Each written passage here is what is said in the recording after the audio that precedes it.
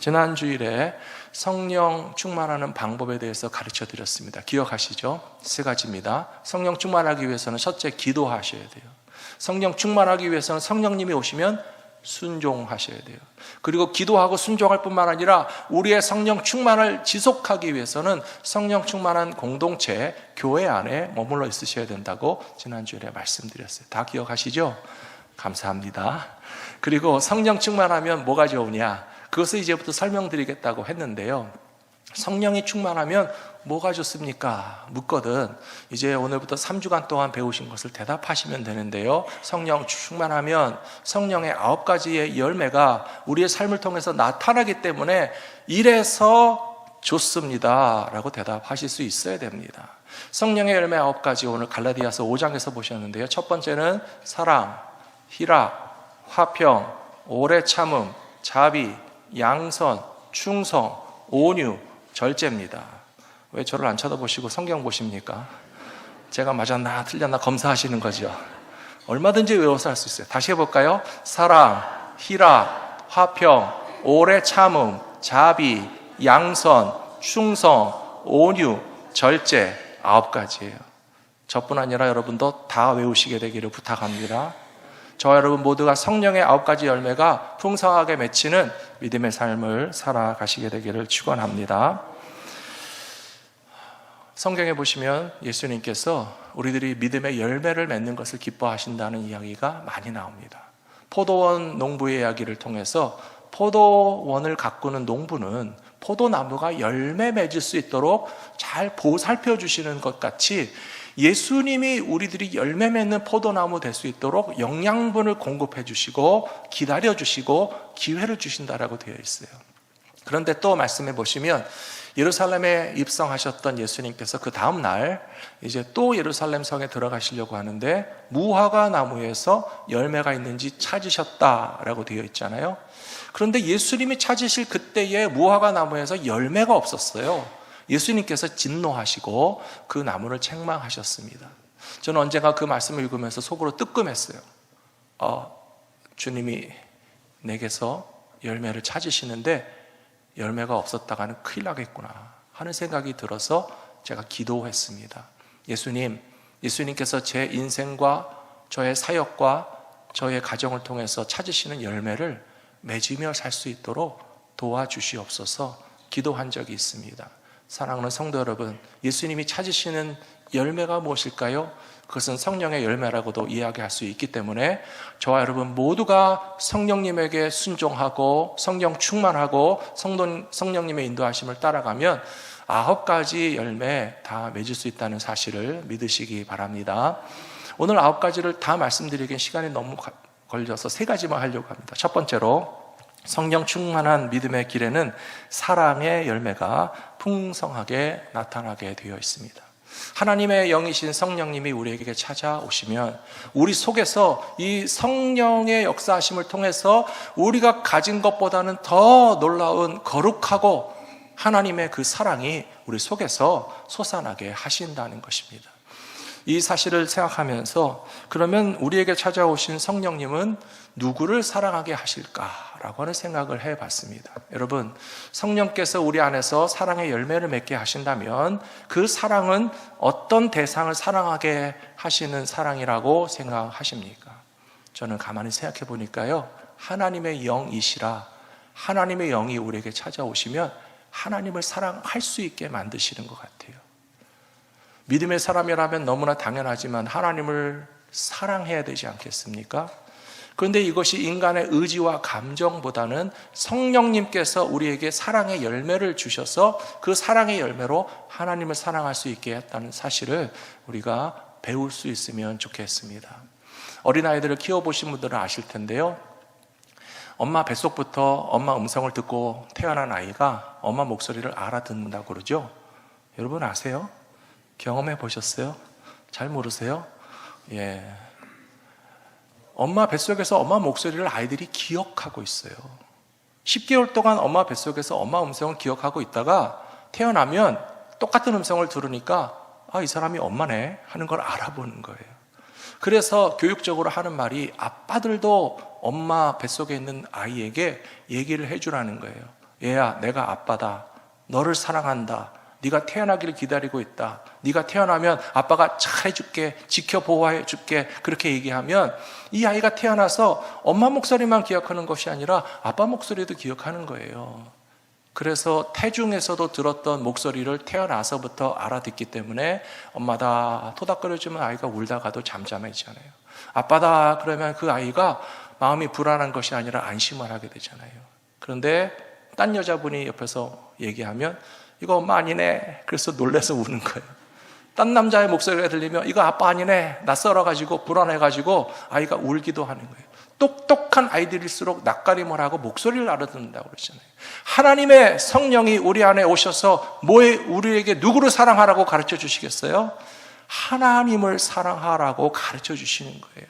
그래서 민감한 믿음의 사람들은 하나님을 몰라보는 것이 아니라 하나님의 음성을 들으면서 불안해하고 두려워서 우는 것이 아니라 하나님이시구나, 나를 사랑하시고 나를 위해서 예수님을 보내주시고 하나님의 영을 보내주셔서 나로 하여금 내 안에서 생겨나는 이 사랑은 바로 하나님 사랑할 수 있게 만드시는 그런 은사를 주시는 것을 기억하시면서 성령의 열매 중에서 첫 번째인 이 사랑의 열매를 통해서 가면 갈수록 하나님을 더 사랑하실 수 있는 저와 여러분 모두가 되시기를 축복합니다. 이 사랑의 열매를 하나님께서 성령을 통해서 맺게 하시고 그러면 그 열매를 하나님이 몽땅 가져가신다고 생각하십니까? 그렇지 않아요. 하나님께서 우리 안에 성령을 통해서 열매 맺게 하시는 사랑의 열매는요, 또 나눌 수 있게 하시고 다른 사람에게도 베풀 수 있게 하시는 거예요. 제가 기사를 보니까 한국에 사과가 비싸다고 그래요. 뉴스 들으셨죠? 지난 연초 명절 때에는 심지어 한국에서 사과 한 알이 15,000원짜리도 있었다고 그래요. 한 12불 정도 하는 거예요. 그리고 최근 뉴스를 보니까요, 충주 사과가 유명하다고 하는데요, 충주 사과를 지금 한국에서 사시면 4,000원, 미국에서 사시면 1불 20에 살 수 있다고 그래요. 가격이 차이가 많이 나잖아요. 제가 사과를 좋아해서 사과 가격을 보니까 눈에 금방 들어왔는데요, 하나님이 우리에게 맺게 하시는 이 열매의 가치는 얼마나 아름답고 소중하며 정말 싱싱한 사과보다도 더 맛있을까라고 생각하는데요, 하나님께서 사과나무에 가득히 맺힌 그 열매를 하나님 몽땅 가져가시는 게 아니라고요. 그것을 베풀고 나눠주라고 말씀하고 계세요.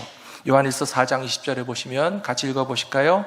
누구든지 하나님을 사랑하노라 하고 그 형제를 미워하면 이는 거짓말하는 자니 보는 바 그 형제를 사랑하지 아니하는 자는 보지 못하는 바 하나님을 사랑할 수 없느니라. 아멘. 성령께서 우리 안에 사랑의 열매를 맺게 하시고 하나님을 사랑할 수 있게 하실 뿐만 아니라 눈에 보이는 형제와 자매들도 사랑할 수 있는 성령의 은사와 성령의 열매를 주실 때에 아까워하지 마시고 인색하지 마시고 성령이 주시는 사랑의 열매를 마음껏 나누시는 저 여러분 모두가 되시기를 축복합니다.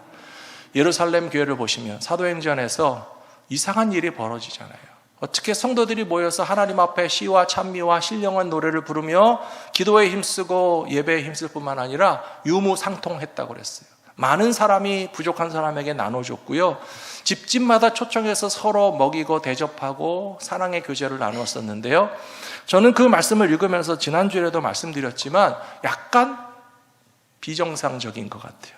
평균을 초월하는 것 같아요. 보통 사람들이 할 수 있는 그 이상의 수준으로 서로 사랑하고 있다는 것이 느껴지지 않으십니까? 그렇잖아요.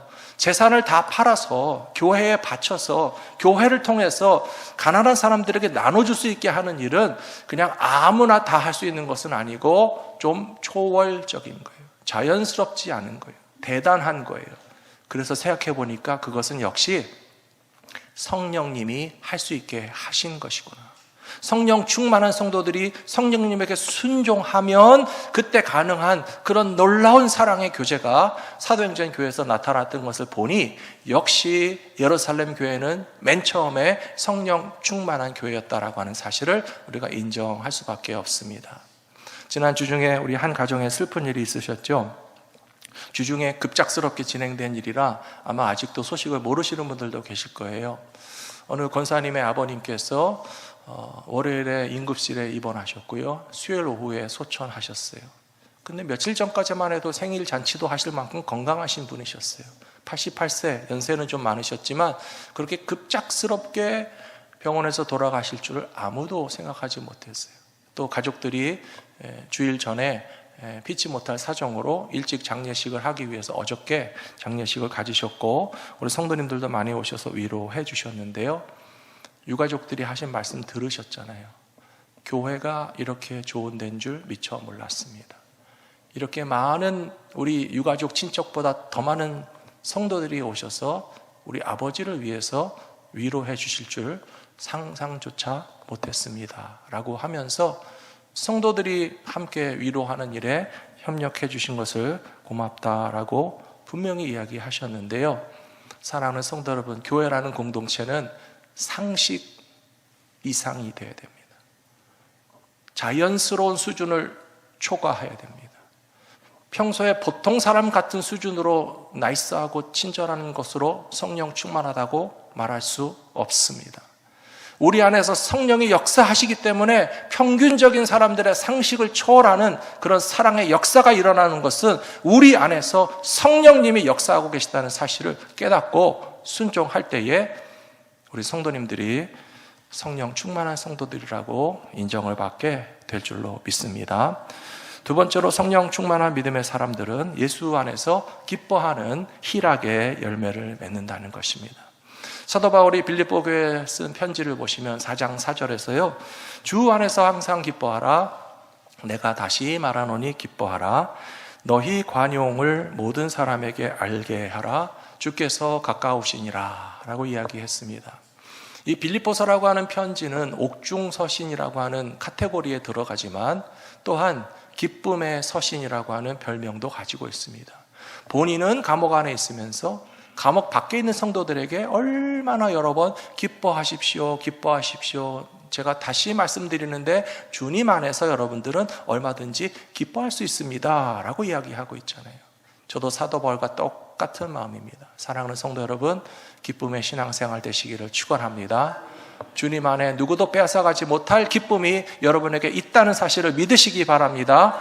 성령님이 우리와 함께 계신다면 세상이 줄 수 없는 참 기쁨을 주시는 것이기 때문에 결코 조바심 내지 마시고 원망과 불평의 요소만 들여다보지 마시고 나에게 기쁨의 이유를 얼마든지 주셨구나 라고 하는 사실을 깨달으면서 여러분들의 너그러운 마음을 실천하며 살아가신다면 성령이 주시는 우리 안의 기쁨이 더욱더 차오르게 될 거라고 저는 믿습니다.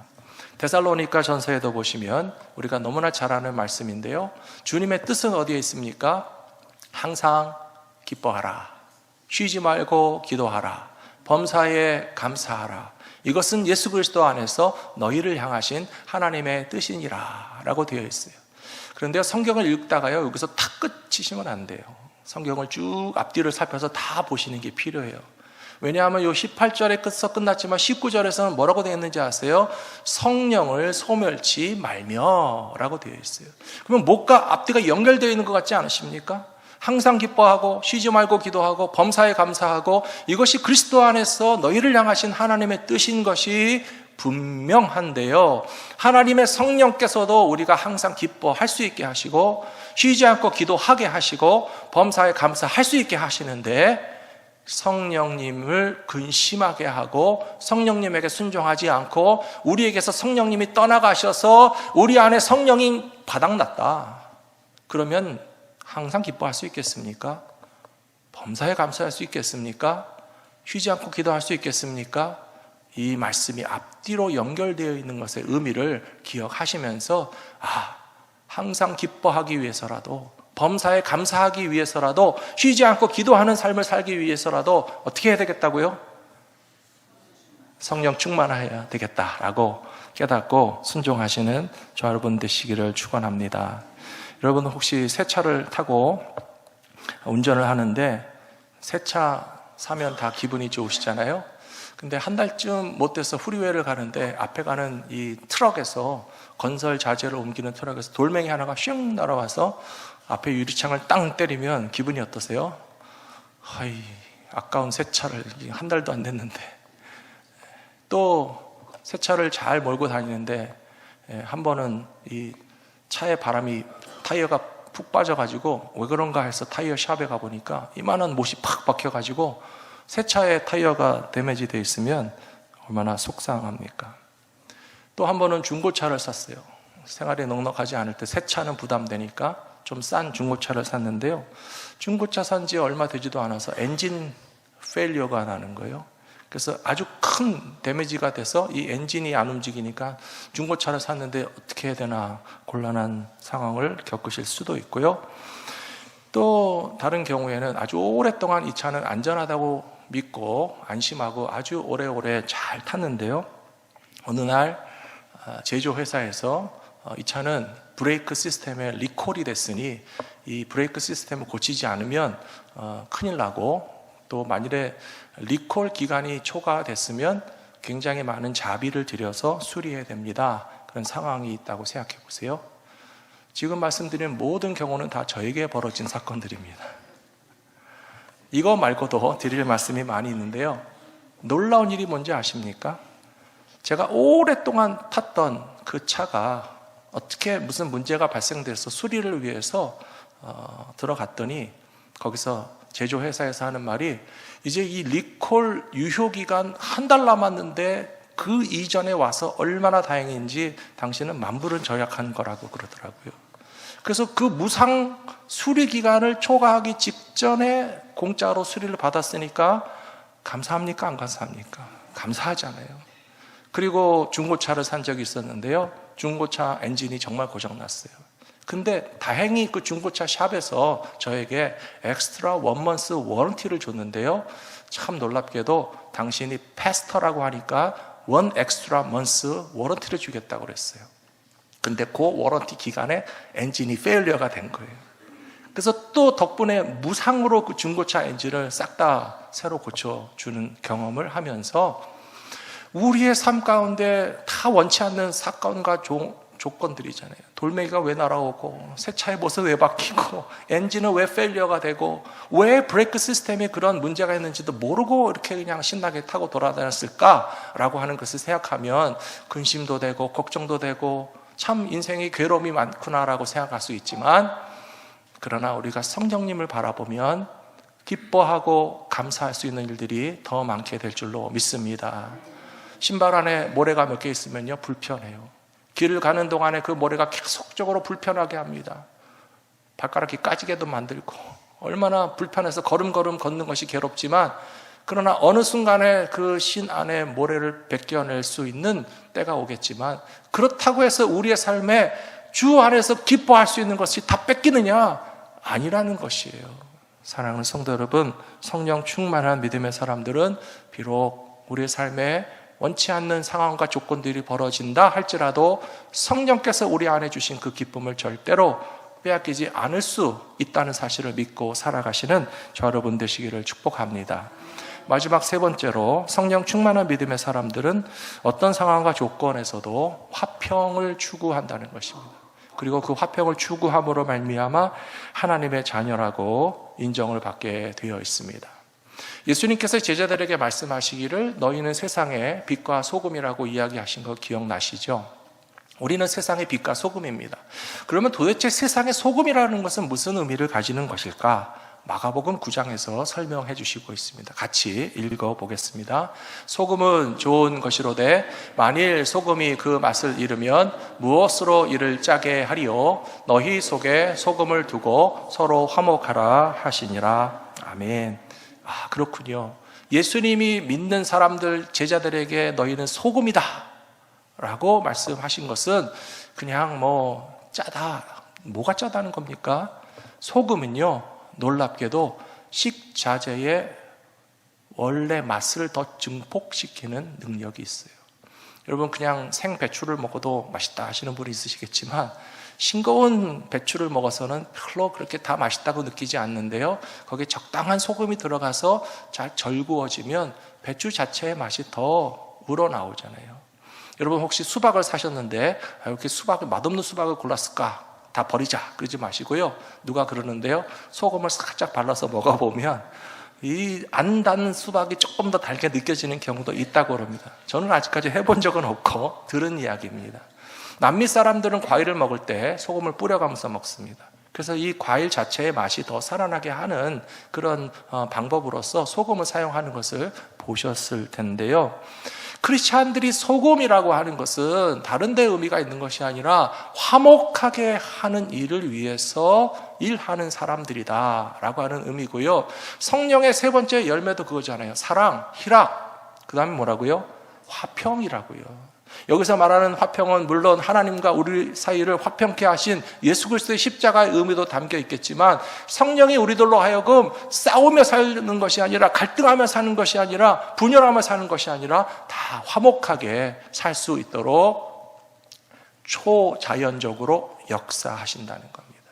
우리 성품이 원래 싸우는 거 안 좋아하고, 우리 성품이 웬만하면 둥글둥글 좋게 지낸다라고 생각하실 수도 있겠지만, 그 정도 차원을 넘어서는 화목을 이루게 하시는 것은 성령님이 역사하신다는 사실을 깨닫고, 우리의 삶 가운데서 더욱더 화목을 추구하며 이루며 살아가시는 믿음의 백성들이 되셔야 할 줄로 믿습니다.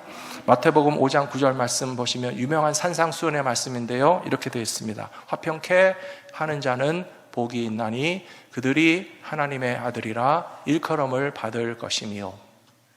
그냥 예수님의 말씀 좋은 말씀인가 보다라고 하실 수 있지만, 영어 성경에 보시면 화평케 하는 자가 뭐라고 되어 있습니까? 피스메이커라고 되어 있어요. 피스메이커라고 하는 표현의 의미를 우리가 생각해 보면, 화평케 한다는 것은 그냥 싸우지 않고 가만히 있으면 저절로 화평하게 되나? 아니라는 거예요. 화평이 없는 것에 평화를 만들기 위해서 노력해야 됩니다.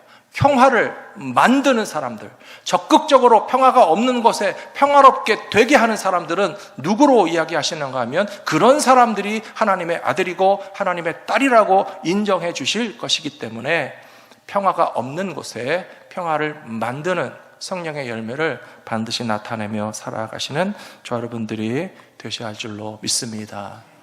우리들 자신도 그럴 수 있고, 주변에 있는 분들도 보시면요, 피스메이커가 있고 트러블 메이커가 있어요. 피스메이커와 트러블 메이커의 차이점은 별게 아닙니다. 양쪽 사이에 말을 전하고 소통을 하게 될 때에 부정적인 메시지를 자꾸 증폭시켜서 전달하는 사람은 당연하게도 트러블 메이커예요. 그런데 양쪽에 있는 사람들 사이에서 부정적인 메시지는 다 흡수하고 그것을 다 깔아앉히고 서로 좋은 이야기만 잘 소통하는 사람은요, 피스메이커가 될 수 있어요. 가족들이 모여서도, 식구들끼리 다 모였을 때 여러분들이 아마 떠오르시는 얼굴이 있을 거예요. 저 사람은 피스메이커, 이 사람은 트러블 메이커인가 하실 수 있는데요, 집안에서도 트러블 메이커는 불평이 많은 사람이에요. 그리고 듣기 싫은 소리 자꾸 전달하는 거예요. 야, 너 옛날에 형이 이랬는 거 알고 있어? 야, 아빠가 이랬는지 알고 있어? 엄마가 이랬는 거 알고 있어? 하면서 자꾸 듣기 싫은 이야기를 가족 친척이 모이면 자꾸 이야기하면 누가 좋아합니까? 겨우 화목하기 위해서 모였던 가정에도 괜히 옛날에 있었던 쓴뿌리가 기억이 나가지고 불편해지실 거예요. 근데 피스메이커는 그렇지 않습니다. 나빴던 기억들은 각자 기억 속 어느 깊은 곳에 있을지 모르지만 오히려 그것을 주님이 치료하여 주시고 잊어버리게 하시고 화목하게 하시는 역사를 일으키시는데, 성령께서 우리에게 화목하라 하셨고 화평의 열매를 맺으라고 하셨으니까 좋은 말만 전달하는 거예요. 사랑하는 성도 여러분, 여러분의 가정에서 성령의 화목의 열매가 나타나시게 되기를 축원합니다. 교회 안에서는 당연합니다. 성도들이 서로가 서로에게 대해서 적극적으로 평화가 없어도 평화를 만들어내는 피스메이커의 역할을 하시는 것은 너무나 당연한데요, 사랑하는 성도 여러분, 여러분은 세상에 나가서도 단 한 사람도 트러블 메이커가 되지 마시고 세상에서 피스메이커가 되실 수 있기를 축복합니다. 예수 믿는 사람이 하나 들어오니까 우리 분위기가 다르다. 예수 믿는 사람이 우리 직장에 있으니까 우리들의 관계가 달라진다. 예수 믿는 사람과 비즈니스를 하고 거래를 하니까 우리 가운데 참 이상한 초자연적인 피스가 있구나. 그때 우리가 한마디 딱 할 수 있잖아요. 성령의 열매 가운데 세 번째가 화평이야. 성령께서 우리로 하여금 화목하게 하시는 그 역사를 기억하신다면 우리 삶 가운데 사랑, 희락, 화평, 오래 참음, 자비, 양선, 충성, 온유, 절제의 모든 열매가 다 맺히게 될 줄로 믿습니다. 놀라운 것은 사과나무에는 사과밖에 열리지 않아요. 오렌지 나무에는 오렌지밖에 열리지 않습니다. 그러나 믿음의 사람, 성령 충만한 사람에게는 9가지 종류의 열매가 다 맺힐 수 있습니다. 아멘이시죠? 오늘 읽으신 말씀 5장 17절 말씀만 잠깐 보고 말씀을 마칠 텐데요. 육체의 소욕을 성령을 거스리고 성령은 육체를 거스린다라고 되어 있어요. 우리 육신이 하고 싶은 대로 다 하도록 해라 하고 싶은 거 다 해라, 마음대로 다 하자. 그러면요 성령님과 정반대의 길을 가는 거예요. 근데 성령께서 우리 안에서 이렇게 해야 되지 않겠느냐, 이렇게 해야 되지 않겠느냐 계속적으로 알려주실 때에 성령님에게 순종하면서 가면 성령의 열매를 맺는 것이에요. 분명히 이 말씀이지 않습니까? 저 여러분 모두에게는 매일매일 순간의 선택이고요, 매일매일의 우리의 삶이 결정의 결과입니다. 그래서 우리의 삶 속에서 성령의 열매가 맺혀진다면 성령님이 바라시는 바를 따라갔기 때문이고요, 우리 삶에서 성령의 열매가 나타나지 않는다면 성령 책임이 아니고 하나님 책임이 아니고 내가 성령님의 뜻과는 전혀 다르게 내 육신, 내 마음, 내가 하고 싶은 대로 불순종했기 때문이 아닌가라고 돌아보시면서 더욱더 성령 충만한 삶을 살기를 힘쓰시며 기도하시는 우리 성도님들 되시기를 부탁드립니다.